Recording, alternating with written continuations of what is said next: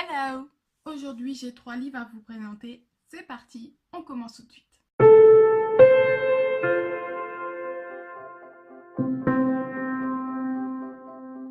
Je démarre ma chronique.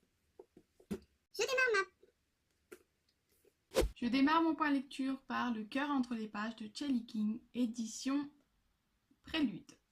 Donc pour l'histoire, il s'agit de Maggie, une jeune femme de 34 ans qui se voit mise au chômage et du coup, elle va tout simplement squatter une librairie d'occasion appelée le Dragonfly.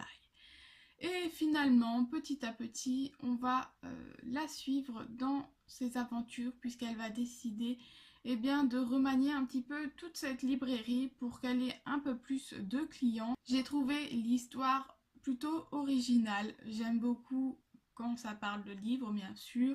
Il y a la petite histoire avec le chat, voilà, le petit plus. Ce que j'ai beaucoup apprécié, c'est que chaque personnage a sa propre personnalité et ils sont vraiment plutôt sympas les uns comme les autres.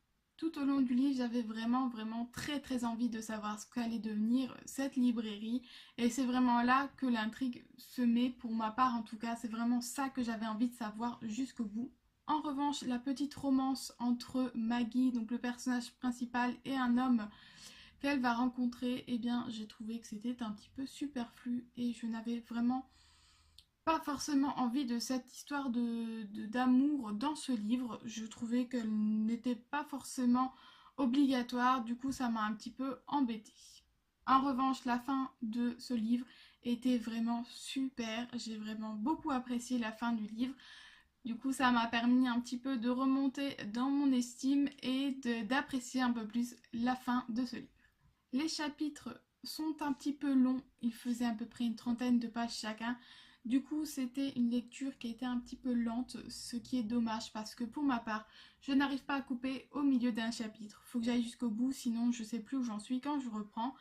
Du coup, j'avais pas forcément toujours envie de me lancer dans un nouveau chapitre puisque j'étais plutôt fatiguée et que je savais que 30 pages, je n'y arriverais pas.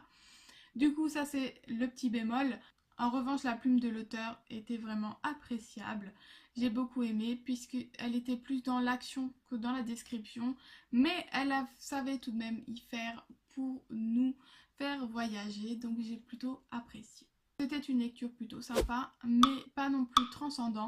Du coup, là aussi, j'ai mis la moyenne de 2,5.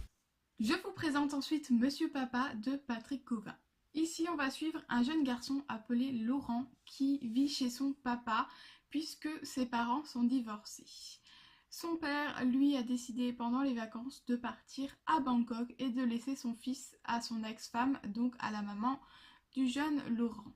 Mais le jeune Laurent, lui, ne le voit pas comme ça puisqu'il veut à tout prix partir avec son papa à Bangkok. Du coup, vont se suivre plusieurs aventures et mésaventures, surtout pour le jeune homme et pour son papa. Donc c'est vraiment un livre plutôt drôle, plutôt léger. Et j'ai vraiment apprécié ma lecture puisque c'est vraiment pour ça que je l'avais lu. J'avais besoin d'un petit livre transitif et il a très bien fait son job.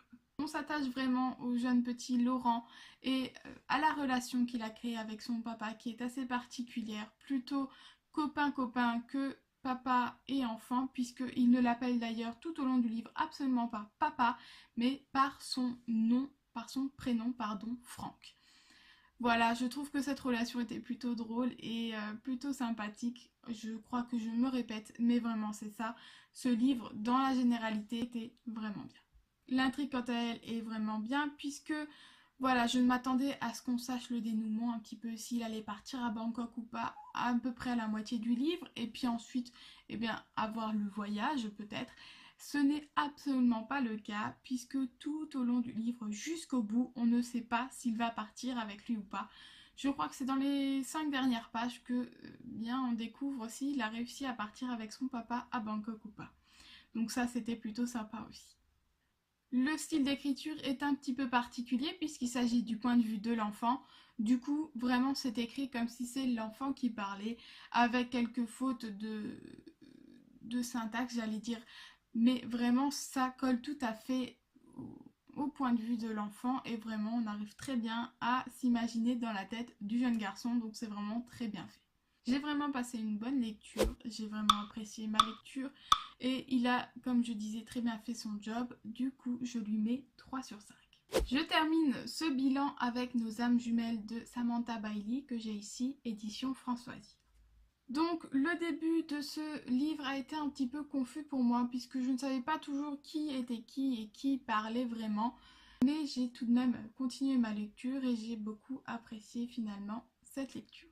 Pour l'histoire, il s'agit de Sonia et Lou qui se rencontrent via internet et qui vont ensemble parcourir une aventure puisque l'une adore l'écriture et l'autre le dessin.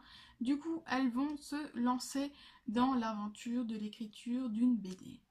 Il s'agit d'une vraie histoire d'amitié, c'est vraiment ce que je cherchais pour ces périodes de Noël. J'ai trouvé que c'était plutôt sympathique. J'avais juste avant justement lu pas mal de livres un peu romance qui finissaient par m'embêter un petit peu. Du coup, découvrir juste de l'amitié, ça fait du bien aussi parfois. Alors il y a aussi un petit peu de romance, je vous l'avoue, mais ça prend vraiment pas du tout le plus gros du livre, donc c'est appréciable, puisqu'on nous vend de l'amitié et c'est vraiment ce qu'on retrouve dedans. L'intrigue est simple et efficace. Il y a quelques petits mystères secondaires qui arrivent, mais qui sont vite résolus, qui nous permet vraiment d'agrémenter un petit peu cette histoire, donc j'ai vraiment beaucoup apprécié. Il s'agit d'un livre plutôt jeunesse, qui est agrémenté de plus par des textos ou des messages. Alors, attendez que je trouve ça. Voilà, là on peut voir un petit peu des textos, il me semble. Non, c'est des statuts Facebook, voilà. Statuts Facebook, par exemple. Des petits textos. Voilà, je trouve que du coup ça apportait un petit plus aussi là à l'histoire, donc c'était vraiment sympathique. J'ai vraiment aimé cette lecture qui était plutôt dans l'action que dans la description. Voilà, une très belle amitié qui se fait. Je suis impatiente de découvrir le tome 2 que je vais m'empresser d'aller acheter. Voilà, le seul petit bémol, c'est, je pense, le point de vue qui n'est pas toujours approprié à la scène. Sinon, c'était une très belle découverte. Du coup, je lui ai mis 3,5 sur 5. Voilà, j'espère que cette vidéo vous a plu. N'oubliez pas de commenter, d'y mettre un petit like si vous avez aimé pour me faire plaisir et de vous abonner si ce n'est pas encore fait. Et on se retrouve lundi prochain. Bye!